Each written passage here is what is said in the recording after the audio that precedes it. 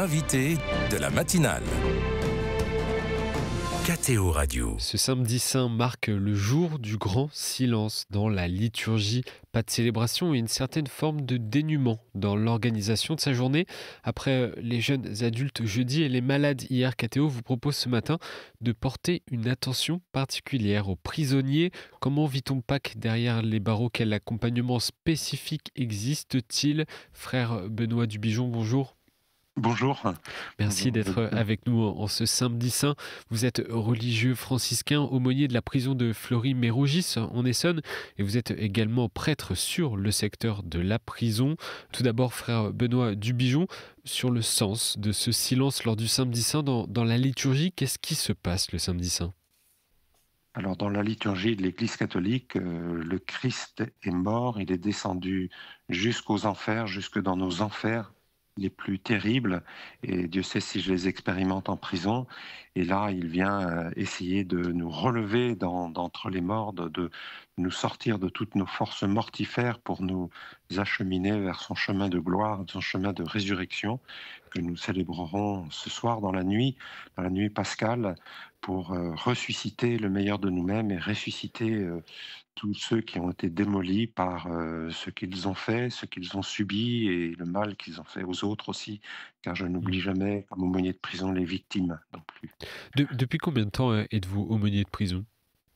Ça fait 12 ans, ça fait presque 12 ans que je suis aumônier de prison, et un ministère magnifique que je souhaite à beaucoup de mes confrères et de laïcs aussi, parce qu'il y a, la plupart sont des laïcs, mais aussi des prêtres.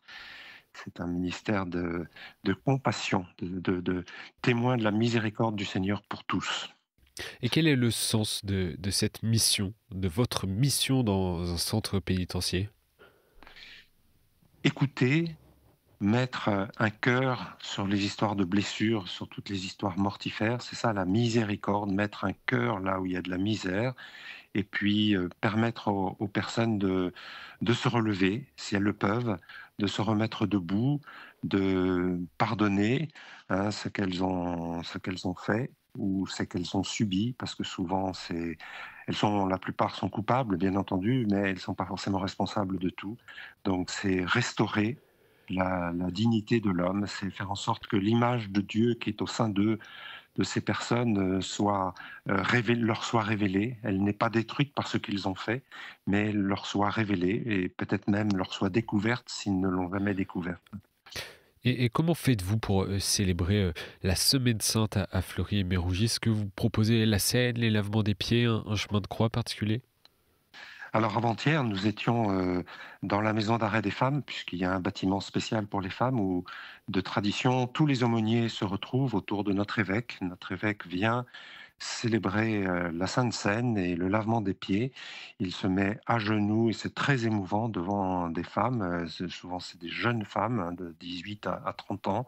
Il se met à genoux pour se mettre à leur hauteur, c'est-à-dire là où elles sont tombées le plus bas pour les en relever et puis célébrer l'Eucharistie.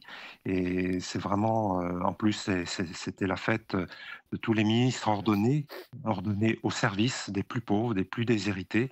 Et donc, le fêter en prison, c'est quelque chose de lumineux. On découvre vraiment ce qu'a fait le Christ en se mettant à genoux devant ses disciples, y compris devant Pierre qui l'a renié et Pilate qui l'a trahi.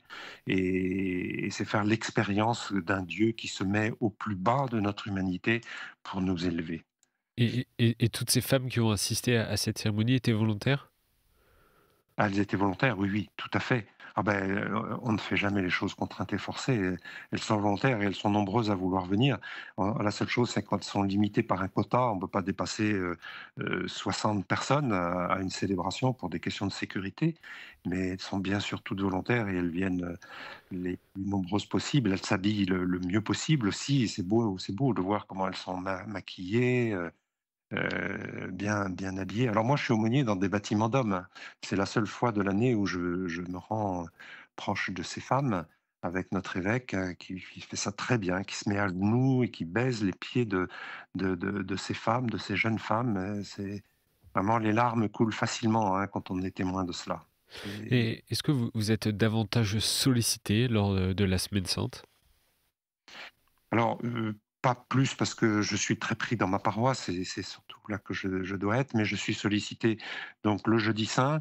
Le vendredi saint, malheureusement, je peux pas être à la fois en prison et dans ma paroisse. Le jeudi saint, je célèbre le chemin de croix dans ma paroisse. Par contre, dans 3 des 6 bâtiments, il y a eu hier donc le chemin de croix dans 3 bâtiments. Et c'est très beau parce que le vendredi, normalement, ces salles sont réservées aux musulmans qui célèbrent le culte musulman.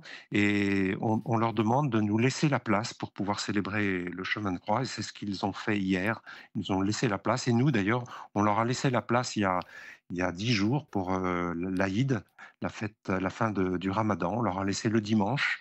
Et donc, nous n'avons pas célébré l'Eucharistie pour permettre aux musulmans de célébrer l'Aïd. Donc, il y a des beaux échanges. L'interreligieux en prison, c'est quelque chose de magnifique. Donc, hier, dans 3 bâtiments, nous avons célébré le chemin de croix. Et alors, aujourd'hui, samedi saint, c'est le jour du grand silence. Alors, vous imaginez, quand je dis ça, grand silence en prison, il n'y a jamais de silence. Ça tape, ça crie, ça gueule, il n'y a jamais de silence. Et c'est pour ça que quand je célèbre l'Eucharistie, je privilégie des grands silences après le partage de la parole ou après la communion.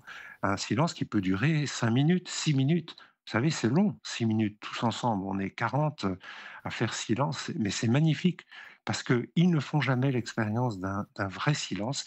Et un silence, ça recrée.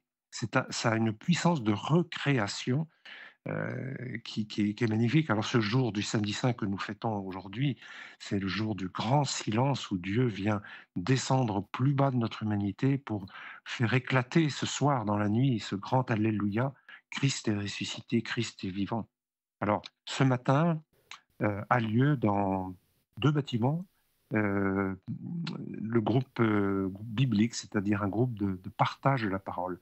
Et c'est précisément faire silence pour écouter comment la parole de Dieu résonne dans la personne de mon codétenu qui est présent. Et vous voyez, en fait, le ministère de la prison, c'est comme un amplificateur. La prison est un amplificateur pour faire résonner dans le silence de nos cœurs intérieurs la parole de Dieu. Et cette parole de Dieu, elle a une puissance de libération que j'ai rarement expérimentée à l'extérieur. Si je l'expérimente bien sûr dans ma paroisse, Hmm. j'ai des gens que j'accompagne. Mais en prison, ça a une capacité de résonance. Je ne sais pas combien il y a de watts pour faire éclater la puissance de libération de cette parole. Et c'est ce que nous faisons ce matin avec des groupes bibliques. Et puis demain, jour de Pâques, dans tous les bâtiments, les 5 pour les hommes et celui des femmes, il y aura donc la célébration de l'Eucharistie, de la fête de Pâques, du jour saint de Pâques, avec 2 baptêmes dans un des bâtiments d'hommes et un baptême dans le bâtiment des femmes où il y a 2 jours nous avons célébré le jeudi saint. Voilà à peu près comment se fait la célébration de Pâques dans ce tridium pascal en prison. Et concernant ce jour particulier du samedi saint et même ce triduum pascal, comment les détenus les plus croyants vivent-ils cette journée, notamment le samedi saint, durant laquelle, selon la tradition, le Christ descend aux enfers? Alors, je ne suis pas à la place de ces personnes dans leurs cellules. Ce que je sais, c'est que nous leur confions des livres de prière, le Magnificat ou Prions en Église, et que les plus motivés dans leur foi utilisent ces missels, on pourrait dire ça comme ça, ces missels pour puiser dans la parole de Dieu leur méditation, et ils font le pont entre leur propre histoire de blessure, leur propre histoire cabossée, et puis les histoires qu'ils ont cabossées pour les autres, et le lien avec le Christ. On a réalisé il y a 10 ans maintenant un chemin de croix magnifique à partir des paroles des personnes détenues. Et on en a fait d'ailleurs un chemin de croix qui a été diffusé dans toute la France et même en Belgique, et qu'on peut retrouver d'ailleurs, et qui est l'expression de ce chemin de croix qu'ils vivent eux-mêmes ou qu'ils font vivre aussi à leurs victimes, parce que je n'oublie jamais les victimes.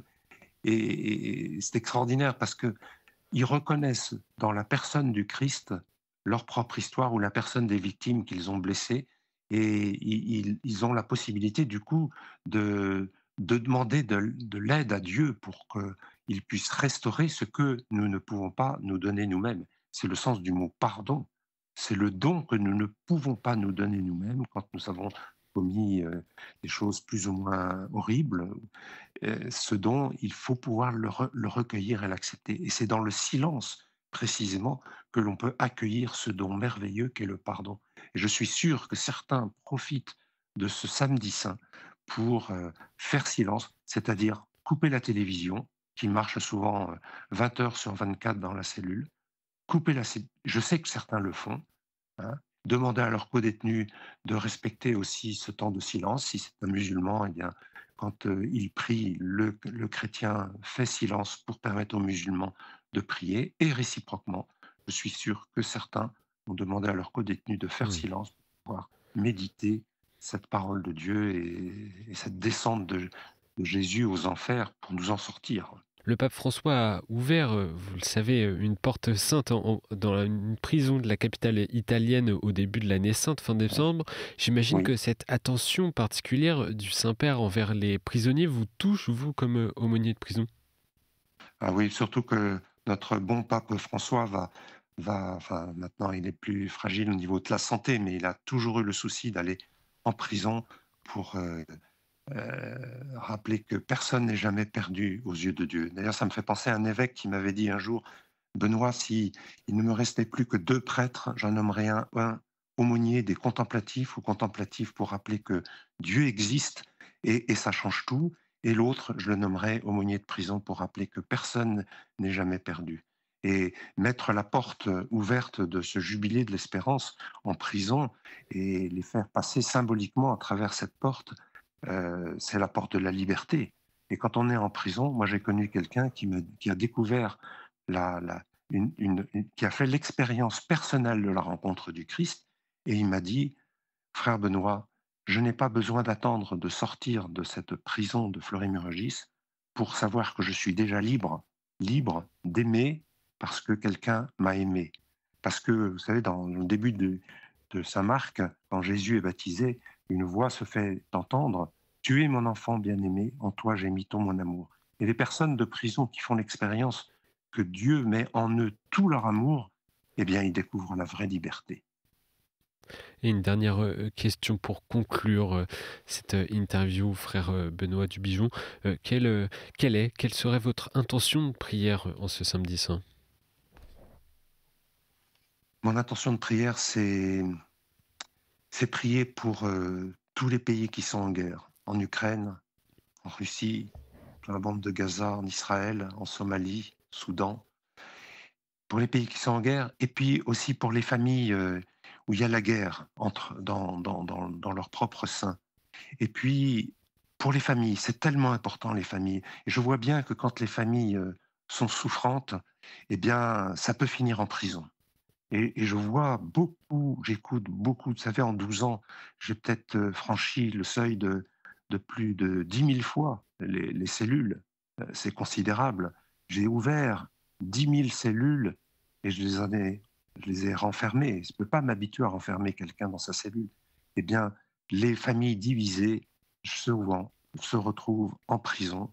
Certains membres de leur famille se retrouvent en prison parce que euh, la division, le conflit, la haine peut se transformer en des actes horribles. Et il faut pouvoir réparer tout ça. Et au final, il n'y a que Dieu qui est capable de faire la paix en nous.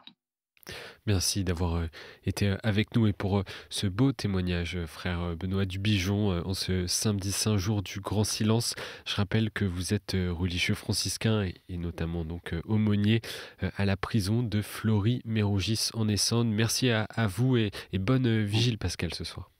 Merci et bon samedi saint et bonne fête de Pâques à tous.